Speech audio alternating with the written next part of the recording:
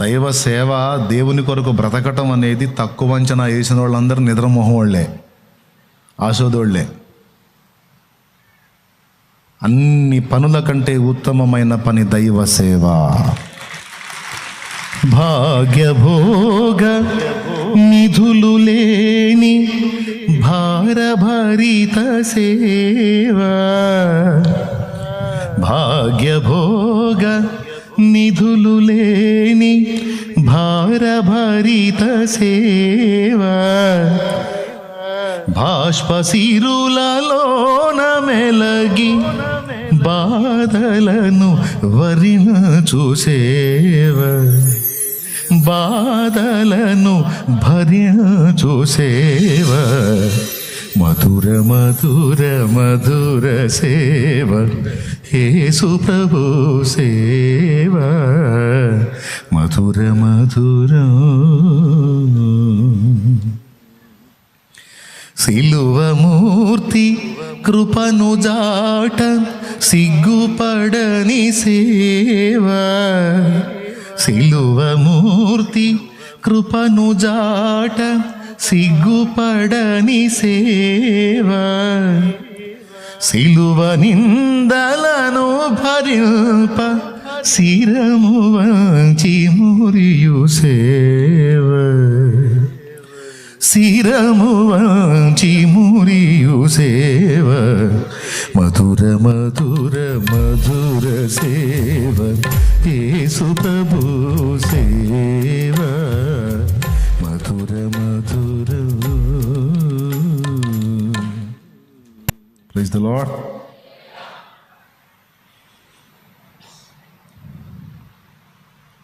అకుల ప్రిస్కిల్లా విలువలు ఎరిగిన వాళ్ళు, వాళ్ళకేం ఆస్తిపాస్తులు సిరి సంపదలు ధనధాన్యాలు ఏం లేవు. ఉన్నంతలోనే కష్టపడ్డారు, తిన్నారు, దేవుని పని చేశారు, అన్ని జనులలో సంఘ స్థాపనలకు నాంది పలికారు. స్టార్టింగ్లో ఏమీ తెలియని స్థితిలో వచ్చిన వారికి ఉపదేశించి వాళ్ళు గొప్ప భక్తులు, ప్రవక్తలు, అపోస్తలులు అయ్యే అంతస్తుకు వాళ్ళని పుషప్ చేశారంటే ప్రోత్సహించారు. మళ్ళా వీళ్ళు డేరాలే కొడతారు. అందుకే ఈరోజు వాళ్ళ గురించి చెప్పాలని ప్రేరణ కలిగింది. దేవునికి స్తోత్రం కలుగును గాక. ఎందుకంటే కుటుంబములకు మాదిరి. మొట్టమొదటిది ఏం చెప్పానండి? భారము.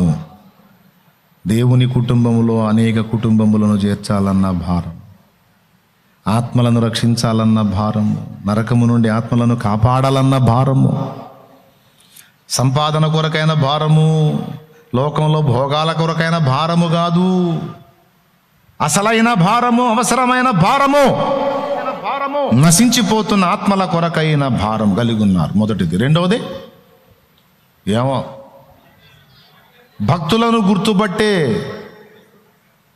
దృష్టి కలిగిన వారు, వివేచన కలిగిన వారు, ఎవరి కెపాసిటీ ఏంటి, ఎవరి మీద ఏర్పాటు ఉంది, ఎవరు దేవుని ప్రణాళికలో ఉన్నారు, ఎవరిని ఛార్జ్ చేస్తే దేవుని కొరకు వాడబడతారు అనే వాళ్ళని గుర్తుపట్టి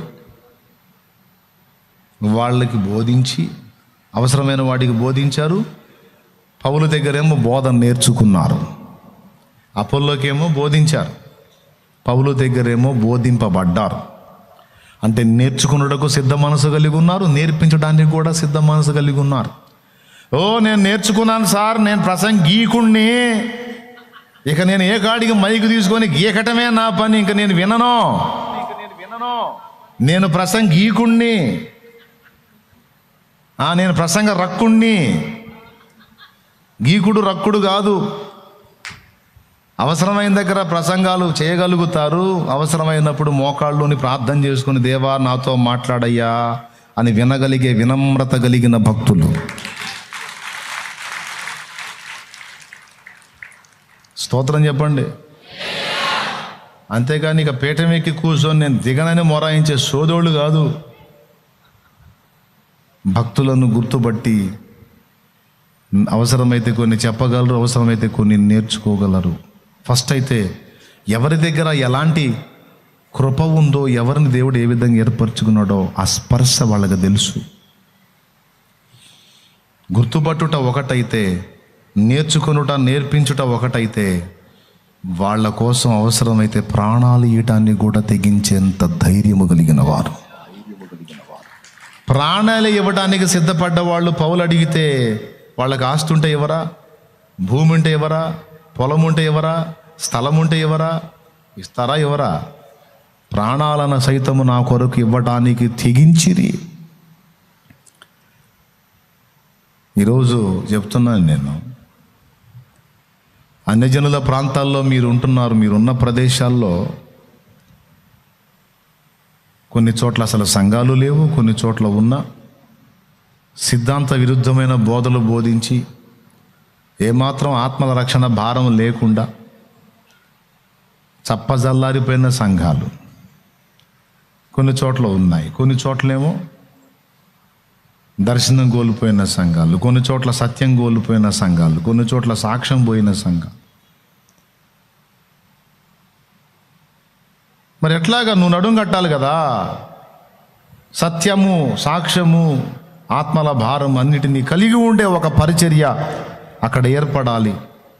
ముందు వచ్చిన సైనికులు ఓటమి బాట పట్టారు, బలహీన పడిపోయారు, నీరుగారిపోయారు, వారు కృంగిపోయి లొంగిపోయి రాజీ పడిపోయారు. అలాగే వదిలిపెడితే ఈ ప్రాంతం పరిస్థితి ఏంటి? నేనన్నా నడుం కట్టాలి, నేనన్నా దేవుని పనికి పూనుకోవాలి, నేనన్నా సహకారిగా మారాలి, ఒక అకుల ప్రిస్కిల్ల వలె నేను నా కుటుంబము దైవ సేవకు నడుం కట్టాలని నువ్వు ఎందుకు అనుకోవు? సరే, నువ్వు చేయలేదు, చేసేవాళ్ళకన్నా నువ్వు ఎందుకు సాయం చేయవు? నువ్వే ఆత్మీయతలో చిన్నవాడివా, చిన్నదానివా? ఆత్మీయతలో కాస్త చిన్న స్థితిలో ఉన్నవాళ్ళు ఆ భౌతికమైన విషయాల మీద మనసు పెట్టుకొని వాటి కోసం వెంపర్లాడతారు. నువ్వు ఆత్మీయతలో ఒక అంతస్తుకు చేరావే. నీలో ఉన్నటువంటి అభిషేకము, తలాంతు, క్వాలిటీ, టాలెంట్ చూస్తే ఒక దైవజనుడికి, దైవజనురాలకు తగినంత ఉందే. కాలమును బట్టి చూస్తే, నీలో ఉన్న తీవ్రతను బట్టి చూస్తే బోధకుడికి, బోధకురాలికి తగినంత కొలత ఉందే నీకు.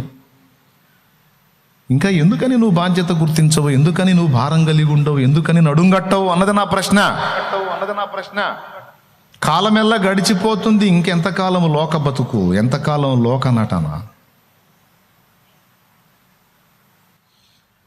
కాలమెల్ల గడిచిపోయే చాలు నింక లోక బ్రతుకు అని ఆయన పాడుకున్నాడు. నువ్వు అది కూడా పాడట్లా. కాలం అంతా కరగదీసి ఆడబెట్టేసుకుంటున్నావు. చివరికి ఏం మిగిలిద్ది నీకు? ఒకసారి ఆలోచించండి బిడ్డలారా. ఆత్మీయతలో పసిపిల్లలకు చెప్పట్లా నేను. ఆత్మీయతలో పసిపిల్లల మైండ్ అంతా కూడా కూటానికి వచ్చి కూర్చున్నా కూడా నా అప్పు ఎప్పుడు తీరిద్దో, నా సమస్య ఎప్పుడు పోయిద్దో, నాకు ఉద్యోగం వచ్చిద్దో రాదో, నాకు పెళ్ళి అయిద్దో కాదో, పిల్ల పుట్టిద్దో పుట్టదో, ఈ టైప్ ఆఫ్ మైండ్లో ఉన్న వాళ్ళంతా పసిపాపలు. వాళ్ళ మైండ్ అంతా కూడా భౌతిక ప్రయోజనాల కోసం ఆధారం చేసుకొని దేవుణ్ణి సేవిస్తూ ఉంటారు. వీళ్ళంతా పసికందులు. కానీ నువ్వు పసికందువు కాదే. ఏది ప్రాముఖ్యమైనదో, ఏది శ్రేష్టమైనదో, ఏది అవసరమైనదో దేనికోసం పాటుపడాలో ఎరిగిన దానివి కదా నువ్వు, ఎరిగిన వాడివి కదా నువ్వు. నువ్వెందుకు నడుంగట్టావు? నువ్వెందుకు సాహసం చెయ్యవు? నువ్వెందుకు దేవుని పనికి పూనుకోవు? అంటే అన్నయ్య నాకేం ట్రైనింగ్ లేదన్నయ్య. ట్రైనింగు తమరి బొంద. ఏం ట్రైనింగ్ అమ్మా? నాకు అర్థం కాదు. నువ్వెందుకు యేసు ప్రభుని గుర్తెరిగావో నీకు తెలుసు కదా. యేసులో ఉన్నదేందో, గతంలో నువ్వు సేవించిన వాటిలో లేనిదేంటో నీకు అర్థమైంది కదా. యేసుని గురించి ప్రకటించడం నీకు తెలుసు కదా. ఎలా ఉండాలో ఎలా ఉండకూడదో నీకు తెలుసు కదా. నీతి నియమాలు నీకు తెలుసు కదా. ఇన్నాళ్ళు ప్రసంగాలు విన్నావు కదా. మరి ఇన్ని సంవత్సరాలు దేవుని మందిరంలో కూర్చొని నువ్వు విన్నదేంది? ట్రైనింగ్ కాదా? వెర్రిమొహమా?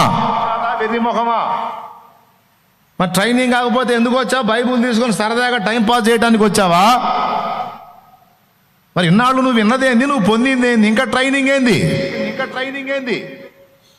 ఆత్మ కృపావరాల గురించి నీకు తెలుసు, దైవిక ప్రేమ గురించి నీకు తెలుసు, క్రీస్తు త్యాగం గురించి నీకు తెలుసు, దైవ త్రిత్వాన్ని గురించి నీకు తెలుసు, విశ్వాసాన్ని గురించి నీకు తెలుసు, మారు మనసును గురించి నీకు తెలుసు, మృతుల పునరుద్ధానాన్ని గురించి నీకు తెలుసు, నిత్యమైన తీర్పును గురించి నీకు తెలుసు. పరిశుద్ధాత్మ అభిషేకాన్ని గురించి నీకు తెలుసు, ఆత్మయందలి బలాన్ని గురించి నీకు తెలుసు, యేసు దేవత్వం గురించి నీకు తెలుసు, యేసు మానవత్వాన్ని గురించి నీకు తెలుసు, సాతాను పుట్టుపూర్వోత్తరాలు నీకు తెలుసు, దుష్టుని కార్యకలాపాలు నీకు తెలుసు, వాడి కదలికలు నీకు తెలుసు, వాడి ఎత్తుగడలు నీకు తెలుసు, వాటిని ఎలా చిత్తు చేయాలో నీకు తెలుసు. పరిశుద్ధ జీవితపు విలువను నీకు తెలుసు. ఇన్ని సంవత్సరాలు మరి ఏమి విన్నావు చర్చిలో కూర్చొని? హస్త నిక్షేపణం అంటే ఏంటో నీకు తెలుసు. సత్య విషయమైన రోషం అంటే ఏంటో నీకు తెలుసు. అపోస్తలులకు దేవుడు అప్పగించినటువంటి బోధ ఏమిటో నీకు తెలుసు. దానికోసం పోరాడాలో లేదో కూడా నీకు తెలుసు. ఆత్మలను రక్షించడానికి ఏ విధమైన రీతిలో అడుగులు వేయాలో నీకు తెలుసు. అన్యజనులు హట్ కాకుండా వారికి ఎలాగా దైవిక ప్రేమ కలిగి సత్యం చెప్పాలో నీకు తెలుసు. అన్ని నేర్పించాను కదా సంవత్సరాలుగా. ఆన్లైన్లో వినేవాళ్ళు, ఇక్కడ కూర్చున్నోళ్ళు ఆన్లైన్లో వినేవాళ్ళు ఇప్పటి నుంచి వింటున్నారా? ఆన్లైన్ ఎప్పటి నుంచి స్టార్ట్ అయింది?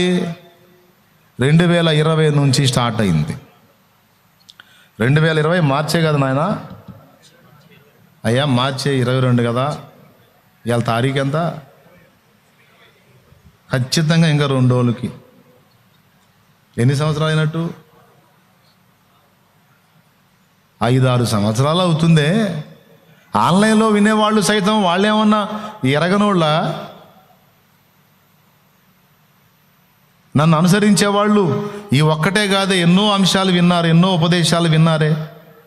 వందలాది వేలాది ఉపదేశాలు అందులో నిండిపోయి ఉన్నాయి కదా. 6 సంవత్సరాలుగా ఉపదేశం విన్నారు, 5-6 సంవత్సరాలుగా వింటా ఉన్నారు. ఇంతవరకు అతి గతి లేదు. సేవ ఎందుకు చేయమంటే ట్రైనింగ్ చేయలేదన్నయ్య. నీ ట్రైనింగ్ జగలయ్యా. మరి ఇన్ని సంవత్సరాలు నువ్వు చేసింది ఏంది? ఇన్ని సంవత్సరాలు నువ్వు విన్నదేంది? 6 సంవత్సరాలు విన్నది పుష్పటాక్ అయిపోతే ఒక 6 నెలలు నువ్వు చేసే ట్రైనింగ్ మాత్రం ఉంటుందా? నాకు తెలుసు నీ సంబడం. దేవునికి స్తోత్రం కలుగును గాక. గట్టిగా చెప్పండి. పౌలు ఏం ట్రైనింగ్ చేశాడు? కేఫా ఏం ట్రైనింగ్ చేశాడు? అపోల్లో ఏం ట్రైనింగ్ చేశాడు? అకుల ప్రిస్కల్ ఏం ట్రైనింగ్ చేశారు?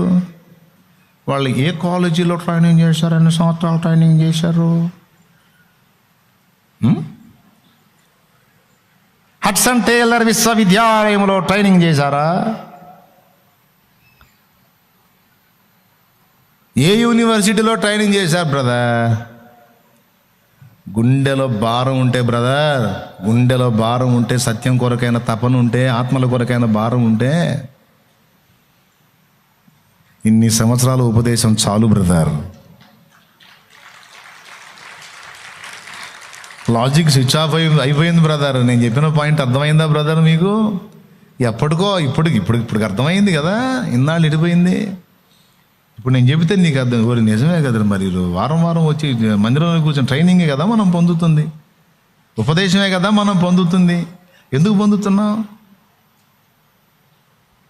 సేవ చేయడానికే కదా, ఆత్మను రక్షించడానికే కదా, ఆత్మల్ని బలపరచడానికే కదా, ఆత్మలకు సత్యం బోధించడానికే కదా. మరి ఇన్నాళ్ళు చేసింది ఏంది మందిరంలో కూర్చొని?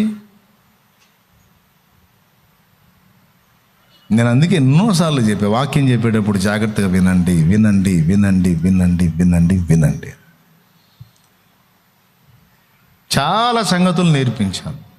తప్పుడు బోధలు ఎత్తి వాటిని ఖండిస్తూ కూడా ఉపదేశాలు చేశాను. సత్యం గురించి మీకు ఎన్నోసార్లు బోధించాను. ఏమండి? ఒక పక్క నేర్చుకుంటూనే మరో పక్క నేర్పించే ప్రక్రియ అకుల ప్రిస్కిల్లా చేశారు.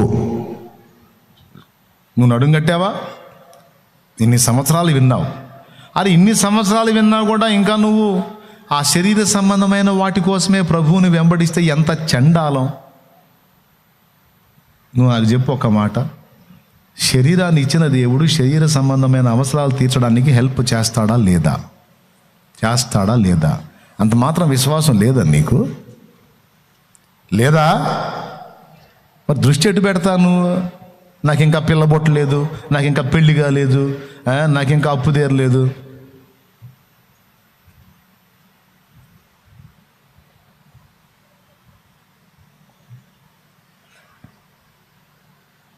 అసలు ఆ మెట్టు దాటావు నువ్వు. వాటి కోసం ఆలోచించేంత సీను వాటికి లేదు, నువ్వు ఆలోచించేంత సీను. ఇప్పుడు నా స్థాయికి నేను ఏదన్నా అప్పు గురించి ఆలోచించే సీన్ ఉందా? అప్పుకి ఏ సమస్యకైనా ఉందా దాని గురించి ఆలోచించేంత సీన్ నేను ఆలోచించాలంటే? కొంతమంది నా దగ్గరికి వచ్చి అది సమస్య ఇది సమస్య అని చెప్పదు, ఆపే అది విని నేను దాని గురించి ఆలోచించేంత సీన్ దానికి లేదో. నా స్థాయి వేరు, నన్ను దేవుడు ఉంచిన స్థాయి వేరు. నా స్థాయికి తగ్గ ఆలోచనలు నేను చేయాలి. నువ్వు కిందికి దిగజారి ఆలోచించమంటావు వాటి గురించి, చెత్త గురించి. తీసే ఆ చెత్త ఎవడైనా డీల్ చేస్తాడు, పక్కకు పో అంట. ఏమన్నా అర్థమైందా నేను చెప్పేది? ఎంతమందికి అర్థమైంది? మరి నువ్వు ఏ స్థాయిలో ఉన్నావు? అల్పమైన వాటి కోసం ఇంకా జుట్టు బీక్కునే స్థాయిలో ఉన్నావు. అట్టయితే పసి పాపవు నువ్వు. సంవత్సరాల క్రితం నుంచి నువ్వు ఉపదేశం వింటున్నప్పటికీ నువ్వు లోపలికి తీసుకోలేదు, అంత పైనే ఉన్నావు. ఒక పసి పాపవి నువ్వు. కొరింథీ సంఘ విశ్వాసుల టైపు నువ్వు. క్రీస్తు యేసునందు పసిబిడ్డలే అని, ప్రకృతి సంబంధులైన మనుషులే అని మీతో మాట్లాడాల్సి వచ్చిందన్న. నేను అడుగుతున్నాను, అకుల ప్రిస్కిల్లా జీవితాన్ని చూపించి మిమ్మల్ని అడుగుతున్నా, నువ్వు ఎందుకు చేయవు దేవుని పని? లేదా చేసే పనికి నువ్వు ఎందుకు సహకరించావు? ఏమన్నాడు ఇక్కడ? తమ ఇంటనున్న సంఘమునకు వందనములు అన్నాడు. మూలవాక్యంలో ఏం చదివావు నువ్వు? చూడు. రోమాపత్రిక 16వ అధ్యాయం 3వ వచనం.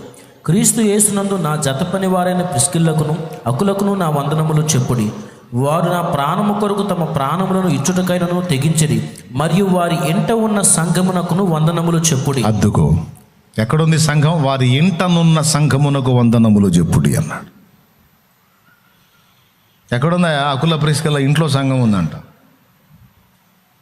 ఇంట్లో సంఘం పెట్టి బయటికి డేరాలు కొడుతున్నారు వాళ్ళు. చూడు, కష్టపడుకుంటానే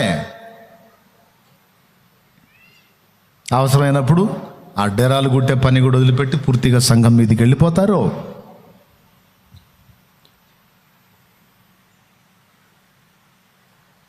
నువ్వు పసికందువా? ఉపదేశం వినని వ్యక్తివా? ఎలాంటి ఉపదేశాలు విన్నావు నువ్వు? ఎలాంటి చోట ఎదిగావు నువ్వు? ఎలాంటి ఉపదేశాలకు కనెక్ట్ అయి నేర్చుకున్నావు నువ్వు? నాకేం తెలియదండి అంటానికి సిగ్గుందా? మనకు సిగ్గుండాలి కదా. నాకేం తెలియదండి అంటానికి. తెలియదు అంటే సంవత్సరాలుగా వచ్చి కూర్చున్నావు కానీ హృదయంలోకి దేన్ని పోనీని అర్భకుడుగా అర్భకురాలుగా ఉన్నావు నువ్వు. చదువురాని మొద్దులాగా ఉన్నావు నువ్వు. చదువుకే వచ్చావు, బైబుల్ తీసుకొనే వచ్చావు, పుస్తకం తీసుకొనే వచ్చావు. నీకంటే అసలు అక్షర జ్ఞానం లేని వాళ్ళు పాస్టర్లు అయ్యారు, సేవకులు అయ్యారు, ఆత్మల సంపాదకులు అయ్యారు, దైవ సేవకు సహకారులు అయ్యారు. మన బతుకు ఎట్లా అయిపోయిందంటే ఇప్పుడు ఏంటో ఒక అరగంటకి మర్చిపోవటం, ఇప్పుడు ఏంటో కాసేపటికి మర్చిపోవటం. ఆ భారం స్థిరంగా ఉండదు, ఆ ఆలోచన స్థిరంగా ఉండదు. చెంచలం చెంచలం చెంచలం చెంచలం చండాలం. మనుషుల మనసులు అట్లా తెచ్చినాయి ఇప్పుడు. అది పక్కకు బాగానే పోయింది బ్రదర్. ఇప్పుడు నేను చెప్పినప్పుడు మండిది, నీకు రోషం వచ్చింది. అరగంట చాలు నువ్వు చల్లారిపోవటానికి. పక్కకు పోయి సెల్ ఓపెన్ చేసామంటే చాలు, SKNP మొత్తం పోయింది. కాదా? అవునా? విన్నప్పుడు ఉద్రేకం చెందడం కాదు, ఏ మాట దేవుడు స్ట్రైట్గా టార్గెట్ చేశాడో ఆ మాట పట్టుకొని సిగ్గు తెచ్చుకొని అరెచ్చి ఇంత క్లియర్గా దేవుడు నాతో మాట్లాడాడు, ఇంకా నాకేం చెప్పాలి? నిజంగా నేను అల్పమైన వాటి కోసం ఆశిస్తున్నానేంది? చండాలంగా నన్ను ఏమెట్లో దేవుడు ఉంచాడు, నేను దేని గురించి ఆవేదన పడుతున్నాను? అసలు వాటి గురించి నేను ఏడవటం ఏంది? అసలు నా దేవుడు అసమర్థుడు అయితే కదా, నా దేవుడు చేతగానుడు అయితే కదా, నా దేవుడు సహాయం చేయలేని వాడు అయితే కదా నేను ఈ అప్పులు అది ఇది అని చెత్త గురించి నేను దిగులు పడాలి? నాకు అవి ఉన్నాయని నా తండ్రికి తెలుసు. తెలిసి కూడా ఎందుకు మౌనంగా ఉన్నాడు? చేస్తాడు. నేను ఆయన యందు విశ్వాసం ఉంచుచున్నాను అని ఒక్క మాట ఆయన ముందు పెట్టేసి నువ్వు ఆయన దృష్టి మీద, ఆయన కార్యాల మీద దృష్టి పెట్టు. ఆ మాట అన్నందుకైనా కనెక్ట్ అవుతాడు ఆయన. నా మీద ఇంత భరోసా ఉంచి నా బిడ్డ అవన్నీ నా తండ్రి డీల్ చేస్తాడు, తిడితే తిడతారు, తిట్లు తింటాను, అయినా సరే నేను ముందు నాకు ఆయన కార్యం ముఖ్యం అని ఎప్పుడైతే నీ మైండ్ని నీ విలువకు తగ్గట్టు నువ్వు డైవర్ట్ చేసుకుంటావో అప్పుడు ఇవన్నీ నీకు డీల్ అయిపోతాయి. అవి ఆయన చూసుకుంటాడు. అంత మాత్రం విశ్వాసం లేని వ్యక్తివి నువ్వేం వ్యక్తివి? నువ్వేం భక్తుడివి? నువ్వేం విశ్వాసివి? అరే చిల్లర విషయాల కోసం అంత దిగులు పడతావా? చిల్లర సంగతుల కోసం అంత కంగారు పడతావా? నా దేవుడు ఏదో ఒక అద్భుతం చేసి ఎంతసేపు నిన్ను బయట ఇయటం ఆయనకేమన్నా పెద్ద కొండలాంటి సమస్య? నీ సమస్య ఎంతసేపు పట్టిద్దామా నేను బయటికి తీసుకురావడానికి ఆయన? అరే జీవితం అంతా అల్పమైనవేనా? బతుకంతా అల్పమైనవేనా? కాస్త విలువైనవి ఆలోచించవా? ఏవి రమ్యములో, ఏవి శ్రేష్టములో, ఏవి ఆవశ్యకమైనవో వాటిని దృష్టించవా?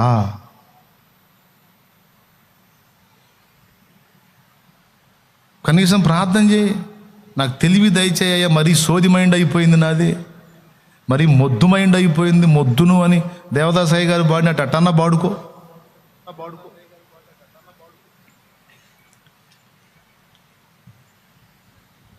మొద్దునని పాడుకున్నాడు తెలుసా?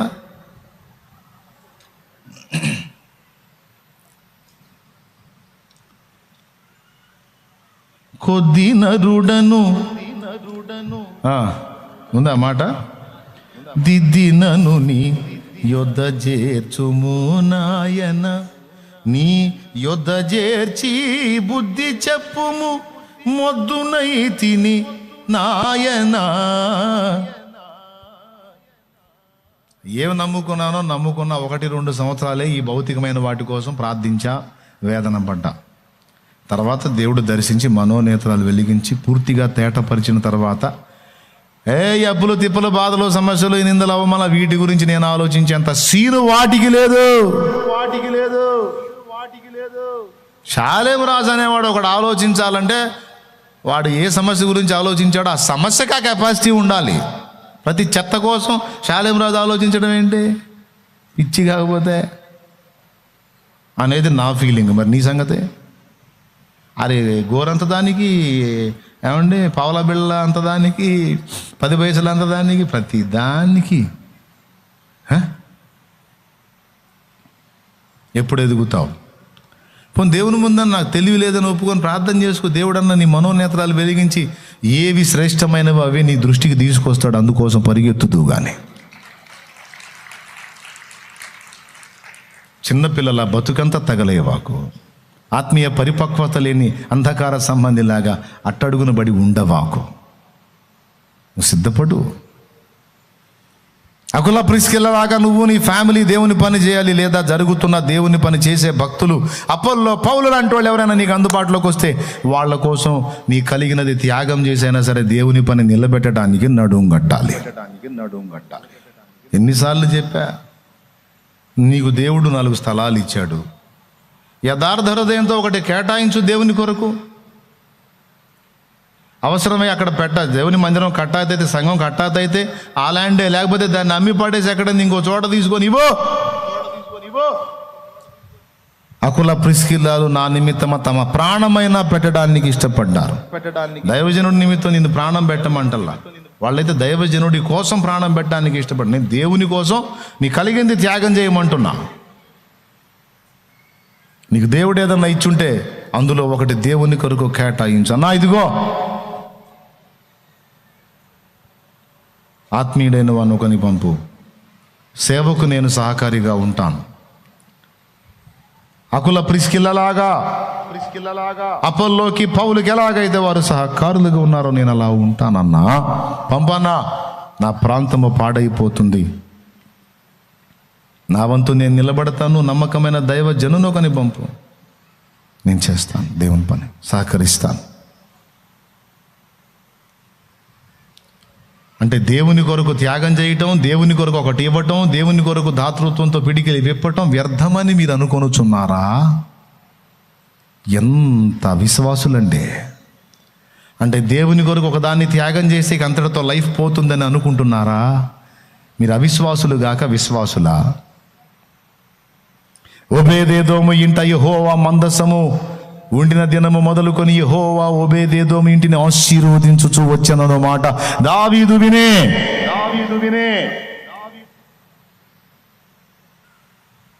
నీకున్న ఆ పట్టెడు పిండిలోనే నా కొరకు ఒక చిన్న అప్పం చేసుకొనిరా. పట్టెడు పిండి ఎన్నేళ్ళు వస్తుంది, ఎన్ని సంవత్సరాలు వస్తుంది, ఎన్ని నెలలు వస్తుంది, ఎన్ని వారాలు వస్తుంది అకాయ్? పట్టెడు పిండి ఉన్నదే పట్టెడు పిండి. ఒక్క రొట్టె కాదు సరిగ్గా చేస్తే. కానీ అందులోనే నాకు ఒక చిన్న అప్పం చేసుకునిరా, నేను దైవ ప్రతినిధిగా ఉన్నాను, దైవజనుడుగా ఉన్నాను, నా చేతికి అంత చిన్న అప్పం పెట్టినా అది దేవుని చేతికి వెళుతుంది. దేవుడు తీసుకుంటే నీ దగ్గర నుంచి కృతజ్ఞత చూపక మానడు. దేవుడు నీ వద్ద నుండి ఏ కొంచెమైనా పొందితే నువ్వు పట్టజాలనంత విస్తారంగా ఇస్తాడు. పిచ్చిదాన తే